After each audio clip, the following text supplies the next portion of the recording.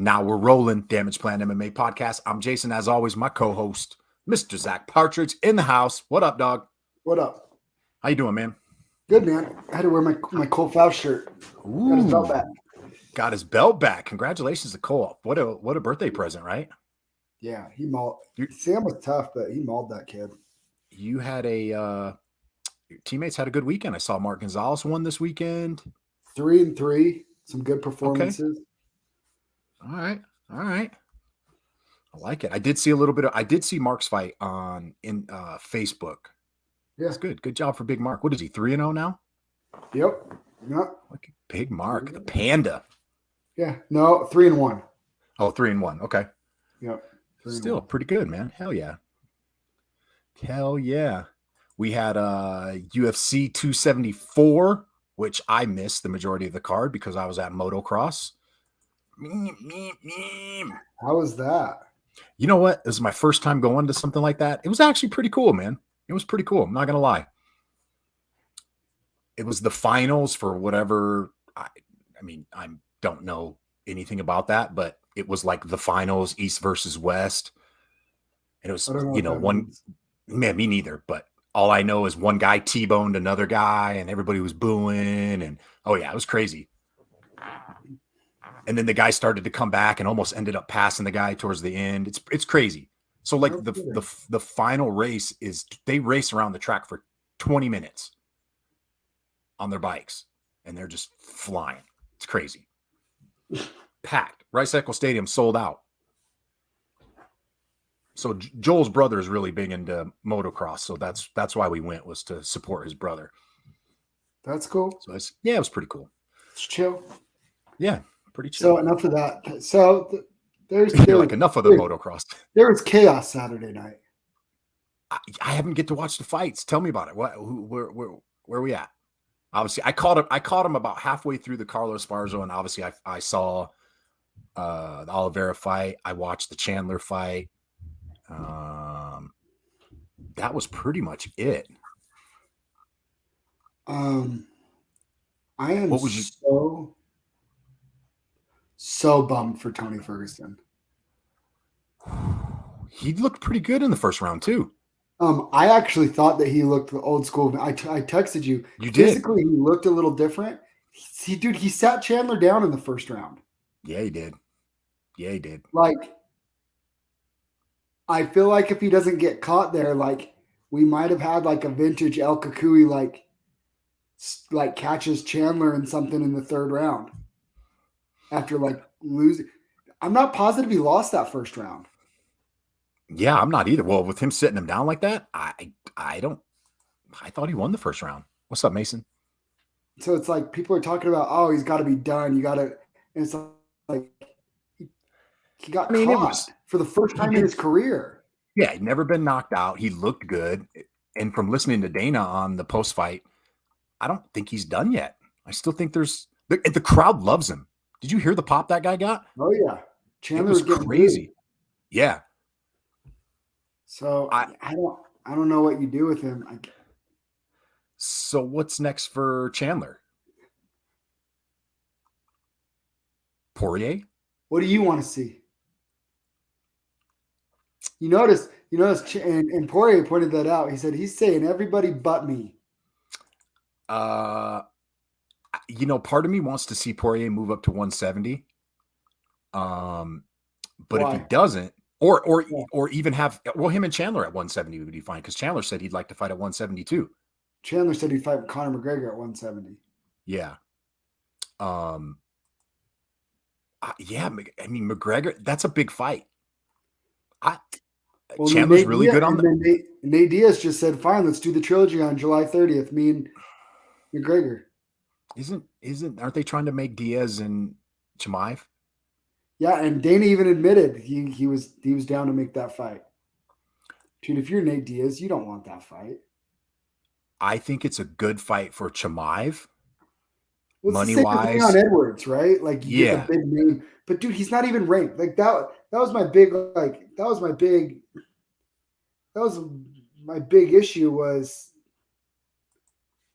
like Edwards getting the title shot off of a Nate Diaz win. I'm like, he's 19-13. Yeah. Who cares? He's going to bring the views. The press conferences will be great, but he doesn't do it The me. For me, the only question is, does Chimaev finish him or not? Because Nate Diaz does not beat Chimaev. No. Maybe if it's a 5-round fight and he drags him into deep waters. I don't think he beats anybody in the top. I don't think he beats anybody in the top 15 in lightweight. Is that a stretch? I don't think he does. I think everybody beats him. Huh? I think everybody in the top 15 of the lightweight division beats him. Diaz? Diaz. Well, Diaz isn't fighting at 155. It's going to be at 170. Oh, it's going to be at 170? Well, I'll even switch that to 170. He's not beating Shavkat Rakhmonov. No kidding. Ponzinibbio, Jing Liang, Jeff Neal, Chiesa, Magny, Brady, Masvidal. He's not beating any of those guys. But he brings the views. He'll bring the views. This is tough for the Chandler's one's tough because you already know we're going to get Makhachev and Dariush, right? Do you do Chandler Gaethje rematch? No. I think if you're Chandler, you do try to get that McGregor fight. Yeah, that's what I would push for if I was Michael Chandler. I would too. That'd be a fun. Makes the most sense. It's hard because Nate Diaz. That's probably makes the most sense for McGregor is to fight Nate Diaz because I think that's the most winnable fight with a big name. Try to get him some momentum going in the right direction. I don't know, man. What about Ferguson? I think Ferguson and McGregor is a good fight. With the way that the crowd, the pop that Ferguson got, I mean, he hasn't obviously been impressive. He's on 4-fight losing streak, but I wouldn't mind that fight either. The smack talk would be epic. No, Ferguson's smack talk is not good. Roman's, it's really, he's Diaz McGregor 3 is what the people want. I mean, I don't hate that. Everybody wants it besides Jason.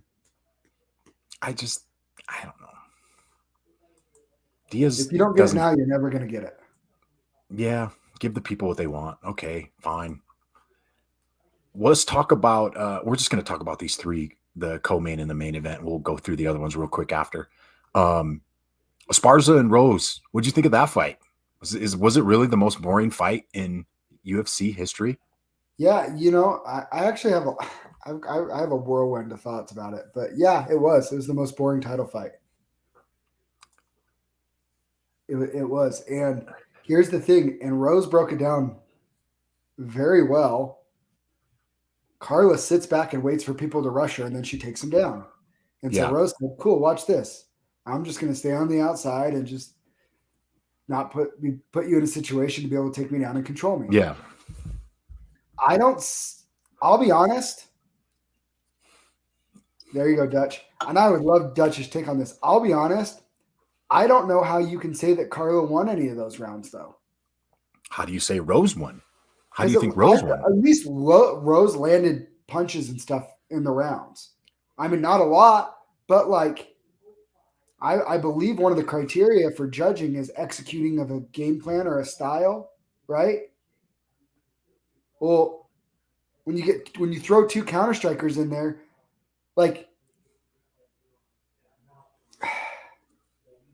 it's so hard for me because you get two counter strikers and people that want to sit back. The rules shouldn't be set up for somebody like Carla to just wait for somebody to rush at him so she can capitalize. I saw a lot of people complaining about the way Rose fought that fight. Remember, and this is just hearsay because I haven't watched it, so I don't know. She could have been a little bit more aggressive for sure, but if she opens up and is a little bit more aggressive, you're playing into Carla Esparza's wheelhouse. But couldn't you say the opposite for Carla? If she goes more aggressive, now she's playing into Rose's wheelhouse? Sure. That's why I'm saying I don't understand. See, I thought Rose won too, but I just don't understand. One judge said Carla won 49-46. I don't understand how they could say I just don't understand how they could say Carla won that fight. I mean, honestly, the most satisfying thing that I think would have appeased everybody was a draw. Yeah, I was thinking the same thing. Because that first round, they even said it. They're like, can they do a 10-10 round? Yeah. And they're like, the judges are really discouraged from doing that. But it's like, well, neither of them did anything. Like, shouldn't they have? I mean, if I'm Rose, and which she was, I'm pretty upset if I'm losing my belt on that fight. Yeah. Like, but so here's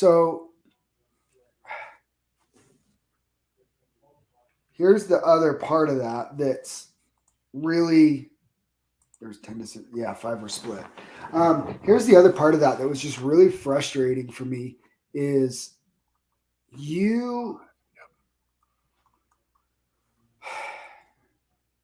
I don't like the phrase like you have to actually go out there and beat the champ. Yeah, I agree. I agree with that. I don't like that. It's whoever won the round won the round. But I never saw Carla do anything in the fight at all other than just sit back. I mean, she took a couple shots, never did anything with a takedown, never had Rose in trouble. Like Rose actually hit her with some good shots. It's just like Mason said, everybody lost, including the fans. Yeah. I just don't get how you can crown Carla Esparza the champion on that performance, a champion with that performance. Just from what I saw of the fight, I was thinking the same thing. I'm like, I just, yeah. But here's where else I'll be critical too. What a horrible game plan by Rose's coaches. I heard a lot of people giving Pat Barry some slack and saying he was coaching like a husband versus a coach, and they should have let Trevor take over. Because I think Trevor Whitman's great, but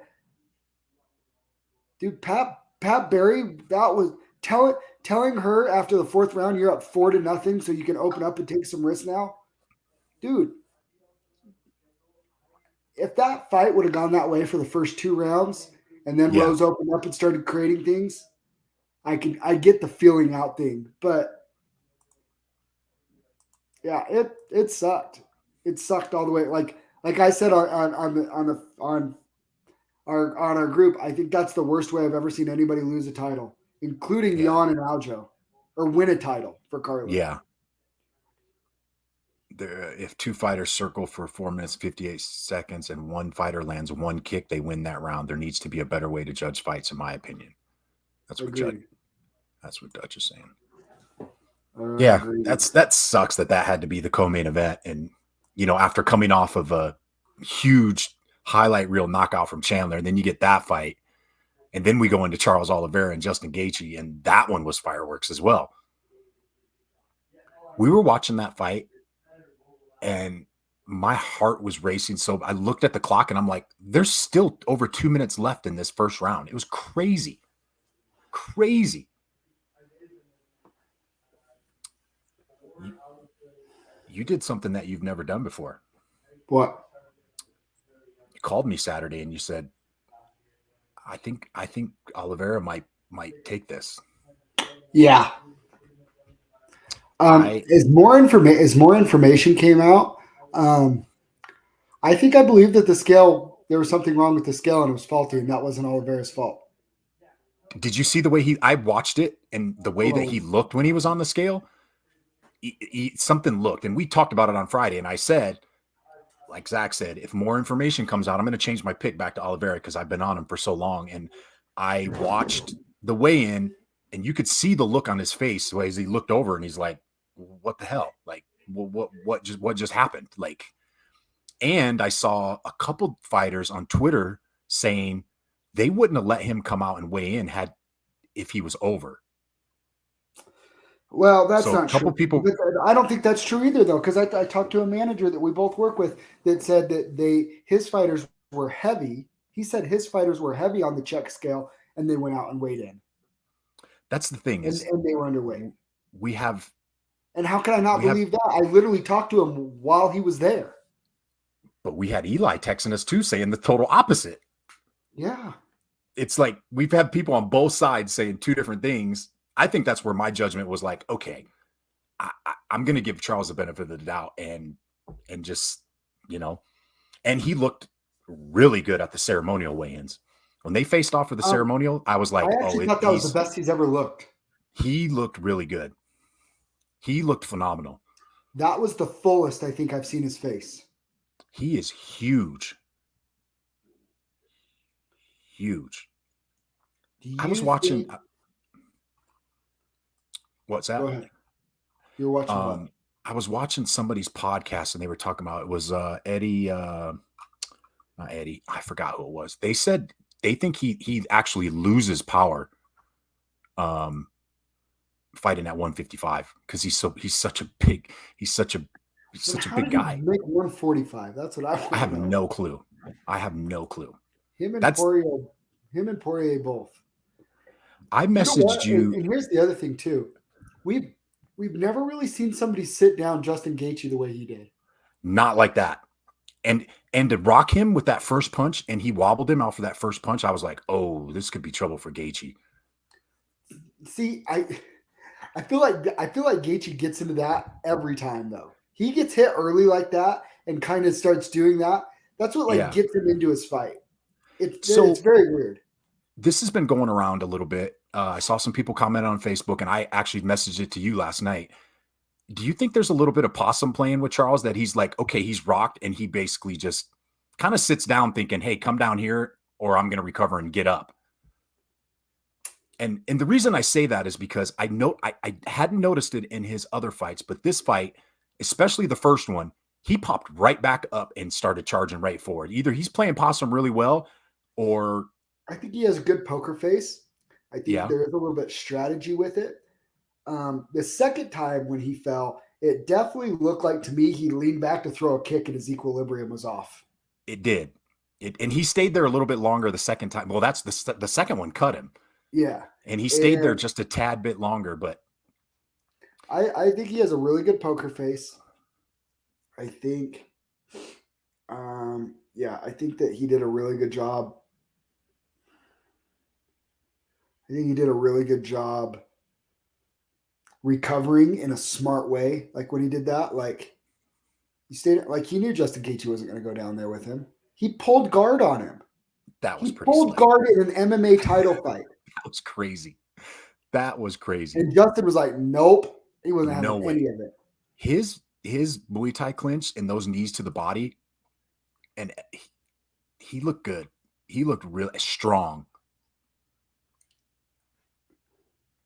So you know what I feel like? I feel like this is one of those things where everybody's just going to view that as a title defense. Like in 5 years, nobody's going to remember this. Yeah. I mean, to me, he's the champ. So now the question is who next? Like Marcus Hackford said, Dana said that he wanted to see Benny Dariush in Islam, but he said that Joe Rogan stopped him and he goes, you got to make Islam versus Oliveira right now. You got to make it. You got to make it right now. But Benny does have a very good case too. Just screw over Benny Dariush. It sucks, but I mean, everybody wants to see Makhachev and Charles right now, me included. I think you got to have that fight. How does it play out? I don't like Chandler too right now. Not with Makhachev and Benny behind it. If Makhachev and Benny weren't on those big fight long win streaks, I would probably say Chandler, the second Chandler fight with him would be good. You know what I'm kind of bummed out is because they announced it earlier Saturday or Friday or whatever. What's that? I kind of wish they didn't make Volk Holloway 3. I think now would be the perfect time to see Oliveira versus Volk at 155. I think like that too. I think this is the perfect time to do it. Oh, that's great. Oh, okay. Dutch has a good point. We're going to circle back. I saw. I picked up on that too. That's it. That's like, again, that's where I say that falls on our coaches, right? You sure about that, Mason? You know what? I told you I wasn't betting against Oliveira, and I'm still not in this fight. But Makhachev brings something that Poirier, Chandler, Gaethje, anybody that he's fought, Makhachev, that wrestling it could be the difference. Well, here's the real question. So if Oliveira, what if Oliveira beats Makhachev? Ooh. If he can keep it on his feet, he beats Makhachev. What if Oliveira, he's 100% sure? I don't know about that. Does Khabib even toy with the idea of coming back if he beats Islam? Think so. I want to say yes, but because I'm just saying if Oliveira beats Islam, he's gonna jump Khabib.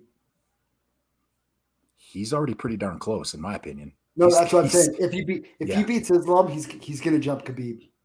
Oh yeah, I mean, just his last 3 performances, like he just beat.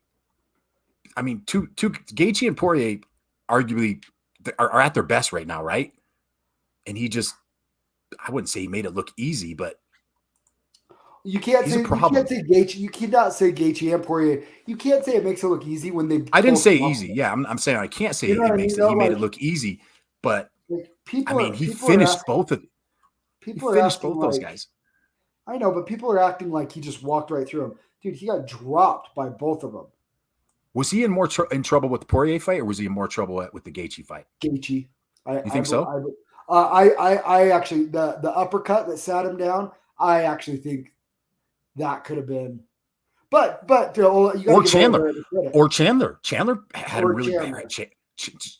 You could argue Chandler had him hurt more than anybody. Probably the worst. I actually think Gaethje had him hurt the worst, but this is to Oliveira's credit, and this is what he gets because he's so dangerous on the ground. Is nobody's willing to dive on top of him to go for the finish. How cool you is know it what I to mean? see? Like, yeah.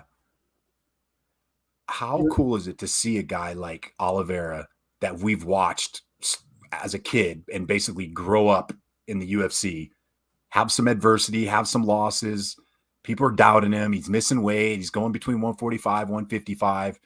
And now this guy's literally, he's the champ. Like, it's pretty cool to be able to watch that progression. Oh, he's not the champ. Well, he's not, but everybody thinks he's the champ. I mean, everybody. He's got to make,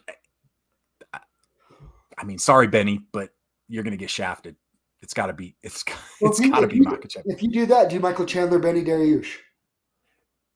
Yeah. How could you not have Oliveira and Makhachev for the title in Abu Dhabi? I mean, come on. You got to do it. The timing is just perfect for it. But you know what I mean? Give Benny Chandler, Benny Dariush. I like that. Slide Benny a little. Slide Benny a little bonus. Here you go. Well, Mason wants to see Dustin and Dariush.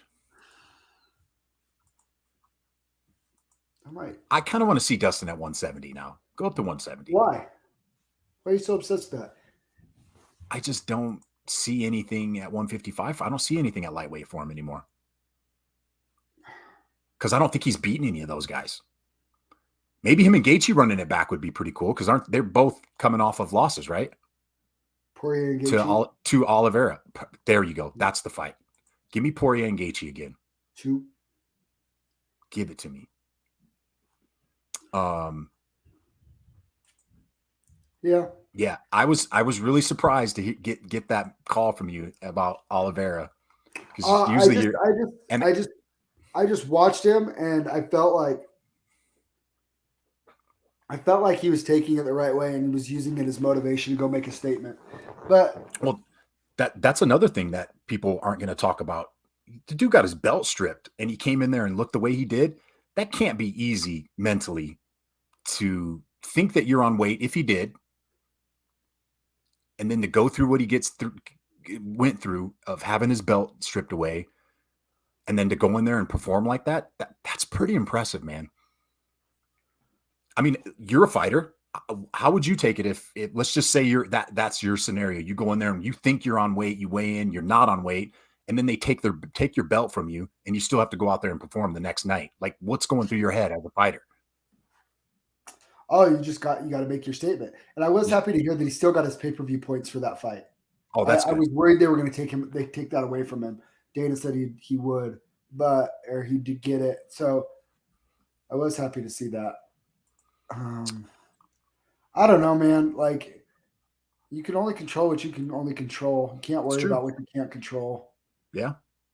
I said it on TikTok, and Mason's a smart aleck, but because I said Nevada on accident. But if I was Oliveira, I think I'd sue the Arizona Athletic Commission. I think my management would be having a very serious conversation with attorneys and suing the Athletic Commission there in Arizona, because if somebody really tampered with and messed with the scale, that scale should be there under supervision by the Athletic Commission. So I heard that Tony Ferguson was kind of bouncing on the scale. I told you that. Yeah, it was you that told after he weighed in, he kind of did a little bounce on it. Like, what are you doing, Tony? I've heard from a lot of different guys that are saying something's fishy, because at that level for a championship fight, for him to go out there like that, oh man, but then you hear the armchair quarterback sitting on the couch. Oh, you're making weight, got to make weight. What's your job to make weight? The question is, did he really make weight or not? Only he knows. That's what's in question. Yeah. I'm going to go off of what I saw, the look on his face when he turned and looked, and I'm going to give him the benefit of the doubt on this one. If it happens again, then we'll revisit this conversation. But for right now, I think he made it, and there's a problem. I would full on go into giving him the benefit of the doubt. The only thing that draws hesitation for me on that is only 2 fighters on the card missed weight. Yeah. Right? Who was it? Dumas, and who was the other one? Oliveira. That was it. There was 2 fighters. I thought you said 3. I thought there was 3. No, 2. So were they the only 2? Nope, they weren't the only 2 from Brazil. There was 1, 2, 3. There was a lot of Brazilians on that card. How much did Dumas miss by? She missed by what did they? She missed by half a pound too. Yeah. Yeah, she missed by half a pound. So both of those were half a pound. Interesting. But I would say if it was really off by that much, I would have thought that more fighters would have missed weight. That's what has me so. Yeah. And Gaethje, and then for Gaethje to say, yeah, I was right on 155, and I went on the scale and right on 155. Like I said, it's like Mason said, like Oliveira's had issues before. That's why I moved to 155. Has he had issues at 155, or has it always been at 145? I don't believe at 155 he has, but I know he has at 145. That's why I moved up. Yeah, I could. So I have a question for you. People say Oliveira loses power because he cuts so much, because how big he is. That's what I was what listening to. What do you think you would look like at 170? Oh, I'd be real thin skinny. 170? At 170? No, Oliveira. I don't care about you. He's a monster at 170, I think. He's pretty big.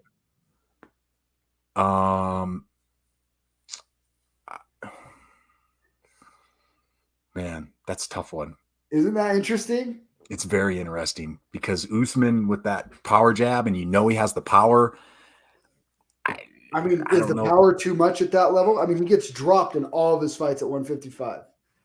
But Oliveira presents Oliveira's pressure and the way he's been striking, he would present some problems. But Usman could probably cancel out a lot of that jiu-jitsu with his wrestling too. Not saying he couldn't get caught, Ooh, I kind of like that. Like, I had a very prominent local MMA fighter. I won't say it is on the, but we were talking yesterday, and he did say he thinks Oliveira would sub Usman. I don't know about that. Never pick against him. Remember what happened? I'm not saying that's at 155.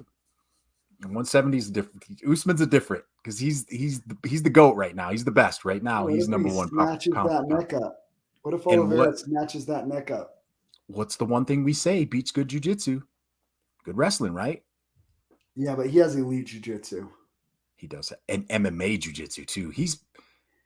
Has there been another fighter that's been able to mix that jiu-jitsu, his striking in with his jiu-jitsu and the way he looked.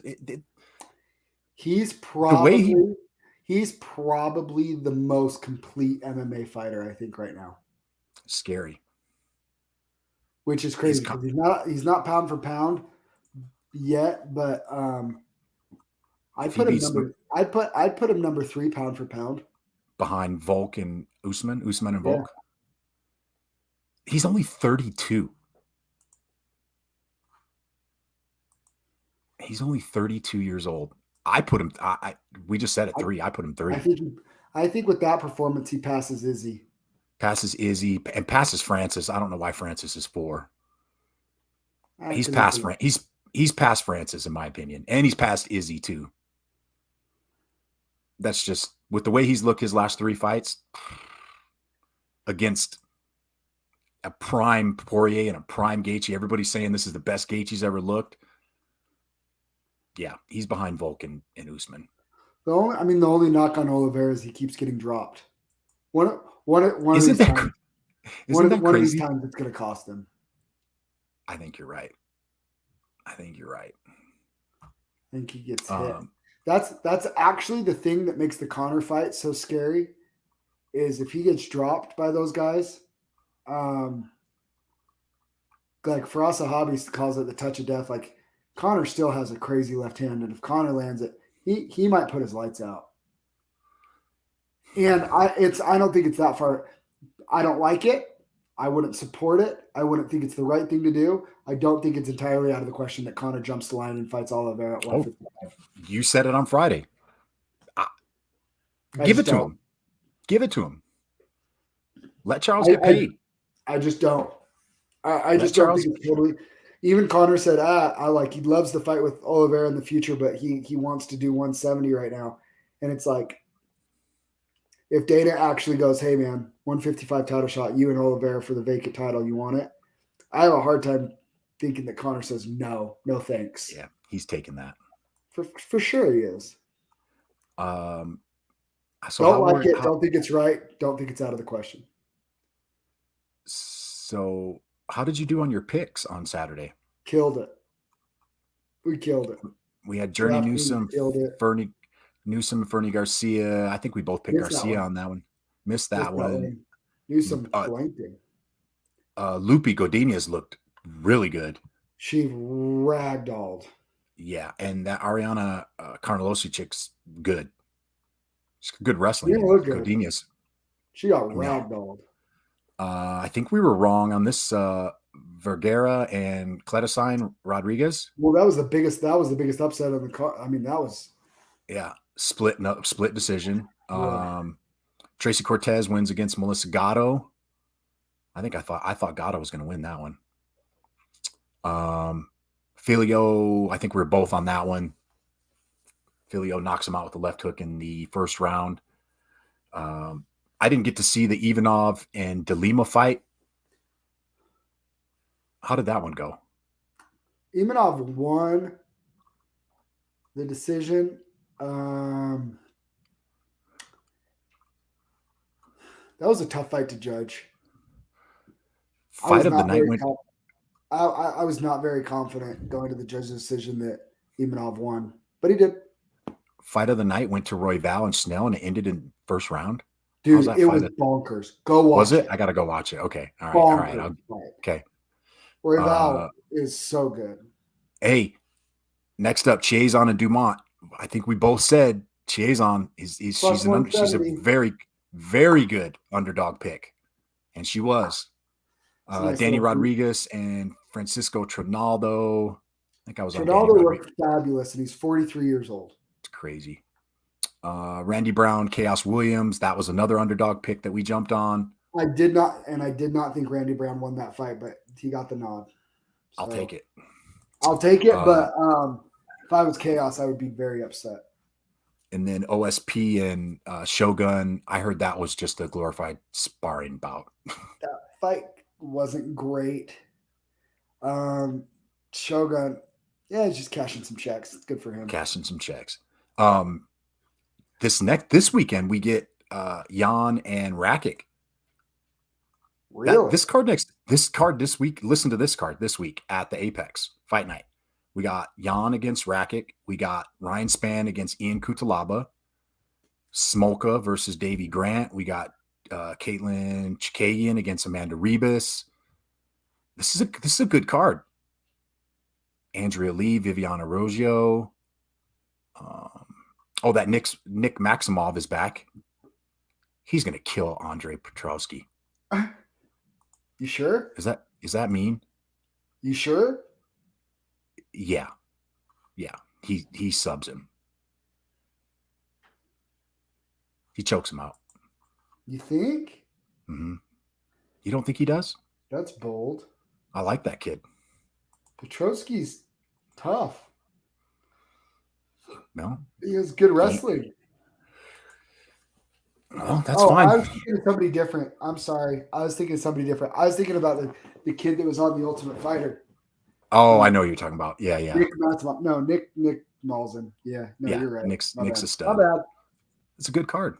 Michael Johnson's back. Yeah, Michael Johnson's back. I was looking at that. Angela Hill versus Crazy Eyes. I don't really care about that fight. Come on.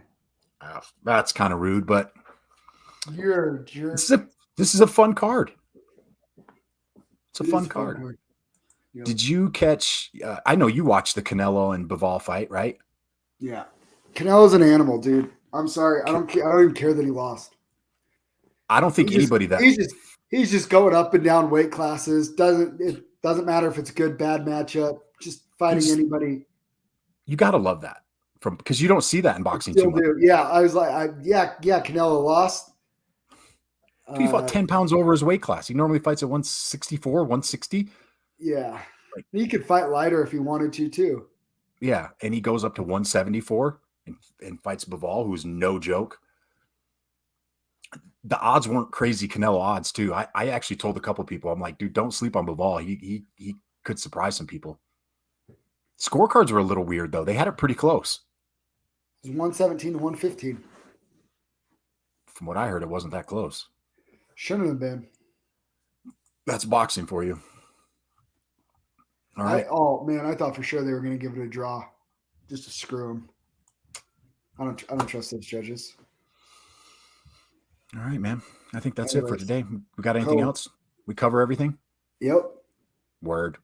See you guys on Friday. We have some more fighter spotlight interviews, getting everybody that's on the challenger card on to interview those guys. Yes, sir. Yeah, we will see you guys on Friday.